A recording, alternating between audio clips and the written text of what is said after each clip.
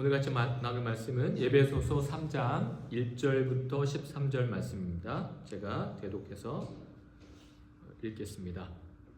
이러므로 그리스도 예수의 일로 너희 이방인을 위하여 갇힌 자 된 나 바울이 말하거니와 너희를 위하여 내게 주신 하나님의 그 은혜의 경륜을 너희가 들었을 터이라. 곧 계시로 내게 비밀을 알게 하신 것은 내가 먼저 간단히 기록함과 같으니 그것을 읽으면 내가 그리스도의 비밀을 깨달은 것을 너희가 알 수 있으리라. 이제 그의 거룩한 사도들과 선지자들에게 성령으로 나타내신 것 같이 다른 세대에서는 사람의 아들들에게 알리지 아니하셨으니 이는 이방인들이 복음으로 말미암아 그리스도 예수 안에서 함께 상속자가 되고 함께 지체가 되고 함께 약속에 참여하는 자가 됨이라. 이 복음을 위하여 그의 능력이 역사하는 대로 내게 주신 하나님의 은혜의 선물을 따라 내가 일꾼이 되었노라. 모든 성도 중에 즉 이 작은 자보다 더 작은 나에게 이 은혜를 주신 것은 측량할 수 없는 그리스도의 풍성함을 이방인에게 전하게 하시고 영원부터 만물을 창조하신 하나님 속에 감추어졌던 비밀의 경륜이 어떠한 것을 드러내게 하려 하심이라. 이는 이제 교회로 말미암아 하늘에서 있는 통치자들과 권세들에게 하나님의 각종 지혜를 알게 하려 하심이니 곧 영원부터 우리 주 그리스도 예수 안에서 예정하신 뜻대로 하신 것이라. 우리가 그 안에서 그를 믿음으로 말미암아 담대함과 확신을 가지고 하나님께 나아감을 얻느니라. 그러므로 너희에게 구하노니 너희를 위한 나의 여러 환난에 대하여 낙심하지 말라. 이는 너희의 영광이니라. 아멘. 우리는 계속해서 에베소서 말씀을 통해서 한 가지 질문을 계속했습니다. 교회란 무엇인가? 우리가 에베소서 말씀을 통해서 교회는 건물이 아니라는 것도 나눴고 어떤 프로그램도 아니라는 것을 말씀드렸습니다. 또 사람들에 의해 조직된 단체도 아니라는 것을 나눴습니다. 특별히 에베소서 1장에서 교회는 그리스도의 몸이고 또 교회의 머리는 예수님이기 때문에 우리가 교회로서 해야 할 일은 말씀을 통해서 머리 되신 예수 그리스도를 따라가는 것이 교회라는 것을 살펴봤습니다. 또한 2장에서는 원래 교회는 하나 될 수 없는 사람들이 십자가로 하나 된 공동체이다라는 사실을 나누었습니다. 제가 예전에 우리 성도님들에게 성경의 장절 구분이 어떻게 이루어졌는지 설명드렸는데 혹시 기억하십니까? 구약 성경과 신약 성경의 장절이 원래 나누어져 있지 않았다는 말씀드렸죠. 그래서 어떻게 나누어졌다고 말씀드렸지 기억하십니까? 성경이 인쇄술이 발달하고 나서 성경을 제작한 사람들이 마차를 타고 가다가 점 쿵탕쿵탕 하면서 점 찍은 점이 그게 장절이 되었다라는 전설이 있을 만큼, 그러니까 구체적으로 왜 절을 구체적으로 이렇게 나누는지에 대해서는 명확하지 않습니다. 그러니까 우리가 나누어 있는 장절은 우리가 좀 더 쉽게 보기 위해서 나눈 것이지 원래 헬라어와 히브리 성경에는 장절이 없습니다. 그렇다면 제가 왜 이 말씀 드리냐면 에베소서 1장부터 우리가 오늘 3장을 읽었는데요. 그렇다면 3장 제가 읽었던 본문도 원래는 이게 구분이 없었고 1장과 2장에 연결해서 오늘 본문이 이어지는 거죠. 내용이 연결된다는 말씀입니다. 그런데 오늘 본문 1절을 보시면요, 좀 이상한 장면이 나옵니다. 우리가 지금 교회를 에베소 말씀을 통해서 계속 살펴보는데 갑자기 사도 바울이 무슨 얘기를 하냐면 자신의 이야기를 하죠. 갇힌 자 된 나 바울은 이라고 이야기를 합니다. 그러니까 사도 바울은 교회가 어떤 곳인지를 설명을 하고 있다가 갑자기 자신의 상황을 이야기해요. 자신의 감옥에 갇힌 이야기를 합니다. 그냥 하는 게 아니에요. 1절을 자세히 보면 이렇게 말씀합니다. 제가 읽어드립니다. 다시 한번. 그리스도 예수의 일로 너희 이방인을 위하여 갇힌 자 된 나 바울은 이라고 말을 하죠. 그러니까 바울이 감옥에 간 이유는 개인적인 실패 때문도 아니고 우연한 불행 때문도 아니고 무엇 때문에 갇혔다고 이야기합니까? 이방인들에게 복음을 전했고 그 복음으로 교회가 세워졌기 때문에 자기가 지금 어디에 있다고 이야기합니까? 감옥에 있다고 이야기합니다. 여기서 질문이 생기죠. 도대체 교회가 무엇이기에 누군가는 감옥에까지 가게 되는 것일까요? 바울은 이 질문에 대답하기 위해서 오늘 본문에서 반복되는 중요한 단어를 사용합니다. 그게 뭐냐면 비밀이라는 단어입니다. 오늘 본문 3절에서 6절에 보시면요, 반복해서 나오는 단어가 등장하고 있는데 그 단어가 뭐냐면 비밀이라는 단어입니다. 교회의 이야기를 계속하고 있습니다. 복음에 대해서 이야기하고 있습니다. 그런데 사도 바울은 오늘 3장 1절부터 13절에서 교회를 설명하는 데 있어서 교회라는 단어, 복음이라는 단어보다 뭘 설명하냐면 비밀이라는 단어를 붙잡으면서 설명을 하고 있다는 것이죠. 그렇다면 우리는 교회와 비밀은 도대체 어떤 관계가 있는지에 대해서 우리가 이걸 캐치했을 때, 알 때 오늘 본문을 제대로 이해할 수 있는 것이죠. 그렇다면 여러분, 교회는 소수만이 아는 비밀 결사체일까요? 비밀 결사체? 예를 들어서 비밀 결사체의 특징이 뭡니까? 여러분, 함부로 못 들어오잖아요. 암호를 대야 되죠. 교회 올 때 암호로만 들어올 수 있습니다. 예를 들어 설명드리면 우리 교회 권사님 한 분이 우리 이제 교회 예배드리러 옵니다. 우리가 비밀 결사체라면 제가 이제 문 앞에 서서 암호를 대세요. 그러면 암호를 딱 대야 되는데 아마 딱 들어오다가 암호가 생각이 안 날 수 있잖아요. 우리 권사님 중에 한 분은 그럼 이런 추임새를 낼 것 같아요. 아이 참 목사님 제가 까먹었어요. 이러면서 목사님 제가 카톡을 열어서 암호를 확인해 볼게요. 라고 할 수도 있죠. 예. 왜냐하면 비밀 결사체는 그럴 겁니다. 암호를 통해서만 교회에 들어올 수 있는 것이죠. 그런데 사도 바울은 오늘 본문 1절부터 13절을 통해서 비밀을 이렇게 비밀 결사체처럼 암호로만 들어올 수 있는 단체가 아니라는 것을 이야기하고 있습니다. 오히려 비밀이 무엇인지를 우리에게 계속 설명하려고 애를 쓰고 있어요. 그렇다면 질문이 이것입니다. 사도 바울이 말하는 이 비밀은 도대체 무엇인가? 바울은 그 답을 6절에서 이렇게 말씀합니다. 6절 한번 보실까요? 제가 읽겠습니다. 이는 이방인들의 복음으로 말미암아 그리스도 예수 안에서 함께 상속자가 되고 함께 지체가 되고 함께 약속에 참여하는 자가 됨이라 라고 말씀해요. 사도 바울이 말하는 비밀이라는 단어를 사도 바울이 그 비밀의 단어가 무엇인지를 이야기하는데 그것을 구체적으로 설명하는데 그렇게 이야기하지 않습니다. 사도 바울은 6절에서 사도 바울이 말하는 비밀은요, 여기도 반복되는 단어가 있죠. 어떤 단어가 반복됩니까? 6절에서 함께라는 단어가 반복됩니다. 그러니까 함께 상속자가 되고 함께 지체가 되고 함께 약속에 참여하는 자가 된다는 것이 비밀이라는 것이죠. 여러분, 여기서 말하는 상속자가 무엇일까요? 상속자는 옆집 사람이 아니라 가족이라는 상속자예요. 그죠? 상속을 누구한테 주죠? 내가 죽는다고 내 옆집 사람이 내 재산을 물려받는 게 아니고 가족한테 물려받는 거잖아요. 가족이라는 겁니다. 여러분, 지체라는 건 뭐죠? 내 몸의 일부라는 뜻입니다. 그렇다면 약속에 참여한다는 것은 무엇입니까? 구경꾼이 아니라 당사자라는 이야기입니다. 여러분, 기독교의 비밀은 함께입니다.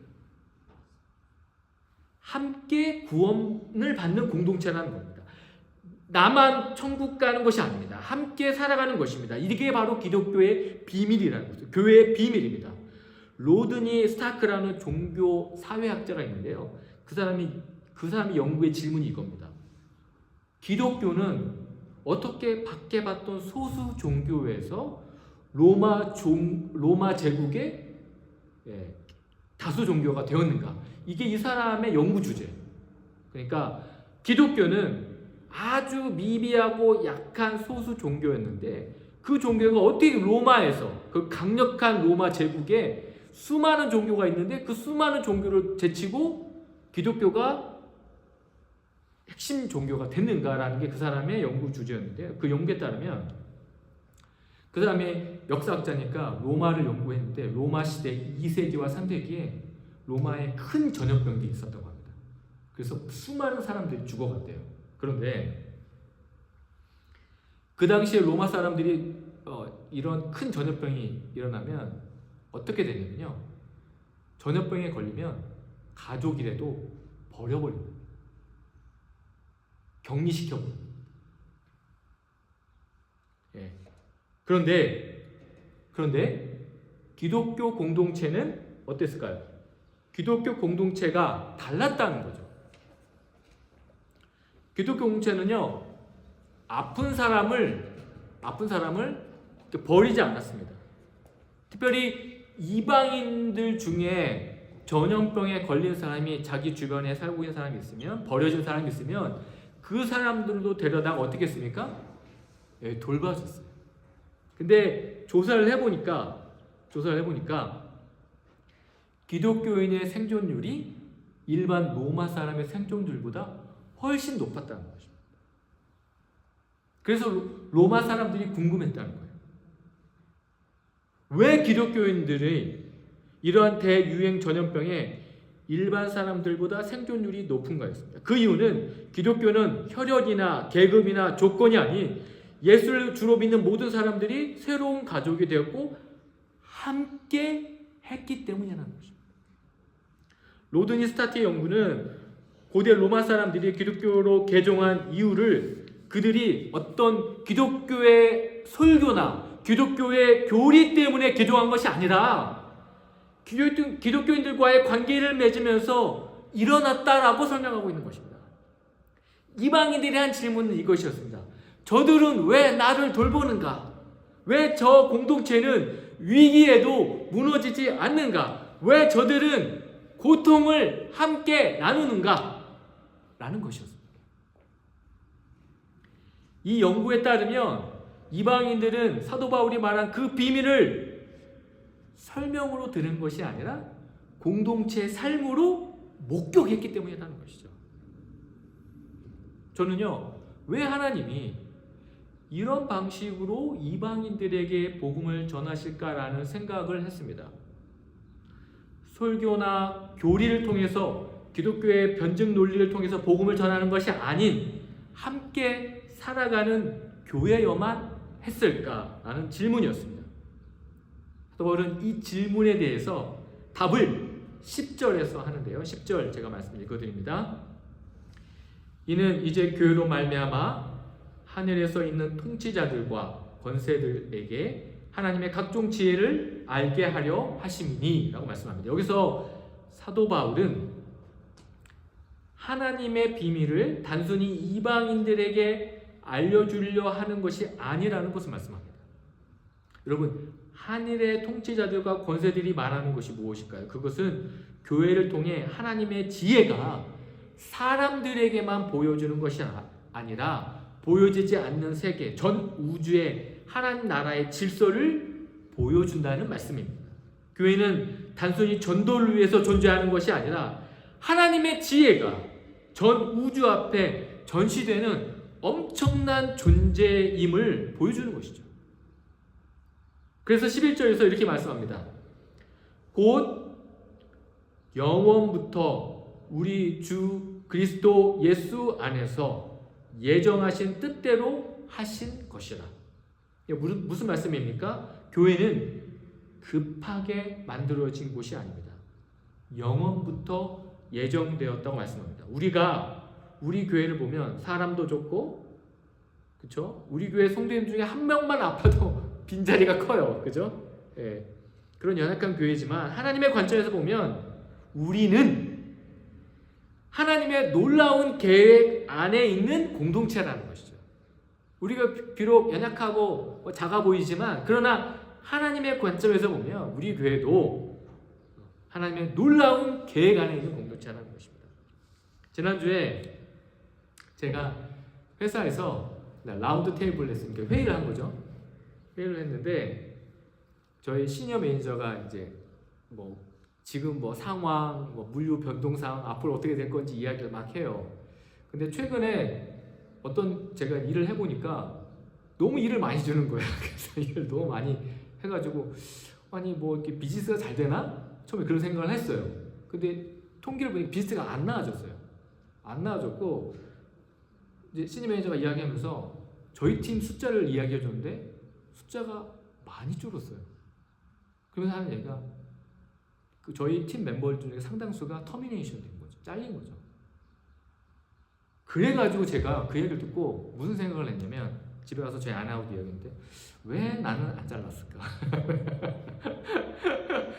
왜냐면 제가 애초에도 설교 시간에 말씀드렸다시피 분명히 저를 잘랐어야 되는데 안 잘랐거든요. 그래서 왜 안 잘랐을까? 제가 자기 전에 아내하고 이야기하면서 왜 나를 안 잘랐을까? 난 생각을 했어요. 예. 근데 제가 설교 준비를 하면서 깨달았던 것은 하나님이 저의 연약한 믿음을 너무 잘 아시는 거죠. 왜냐하면 제가 얘는 분명히 회사가 잘리면 얘 도망갈 수도 있어. 얘가 잘리면 그래서 얘 잘리면 안 돼. 지금 자르면 안 돼. 라는 생각을 저 개인적으로 한 거죠. 제 스스로 그냥 아무런 그런 생각을 한 겁니다. 그러면서 제가 드는 생각은 하나님이 우리 교회를 사랑하신다 라는 생각을 저 개인적으로 했던 거죠. 연약하고 부족한 목사인데 삶이 힘들어지면 도망갈까봐 하나님의 오른손으로, 그죠? 하나님의 오른손으로 나를 붙들고 계시는 것 같다는 생각이 들었어요. 예. 참고로 제가 회사에 잘린다고 저 도망가지 않습니다. 걱정하지 마십시오. 도망가지 않으니까 걱정하지 마시고, 예. 저는요 설교 준비를 하면서 그 회의도 들으면서 계속 이제 설교 준비를 계속 평소 때도 계속 생각을 하니까 무슨 생각이 들었냐면 우리 인생은 우리가 잘 모르지만 하나님의 놀라운 계획 안에 있다는 사실을 우리가 늘 깨달아야 한다는 것이죠. 그래서 사도 바울은 12절에서 이렇게 이야기를 합니다. 우리 한번 읽어볼까요? 12절 읽겠습니다. 시작.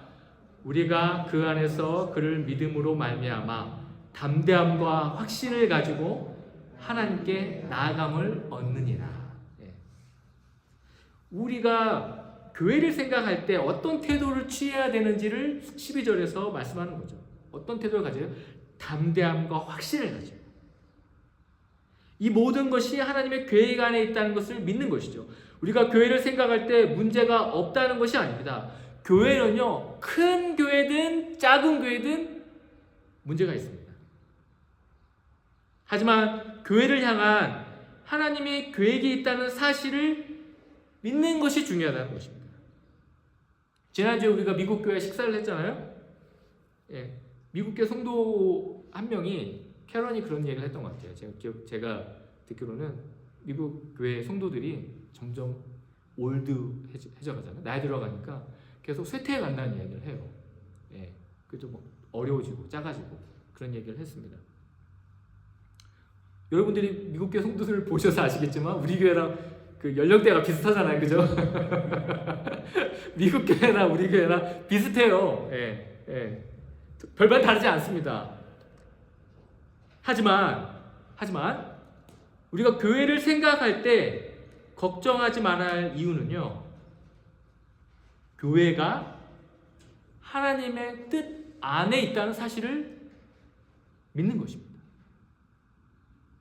여러분, 우리가 지금까지 살펴보고 있는 예배소서에서 여러분 사도 바울이 세운 예배소 교회가 지금 남아 있습니까? 안 남아 있습니다. 지금 그 지역이 어떤 지역이에요? 이슬람 지역. 하나님 믿지 않는 지역이에요, 지금. 예. 하지만 여러분 교회가 없어졌습니까? 아니죠. 그때와는 비교할 수 없을 만큼 놀라운 성장을 했습니다.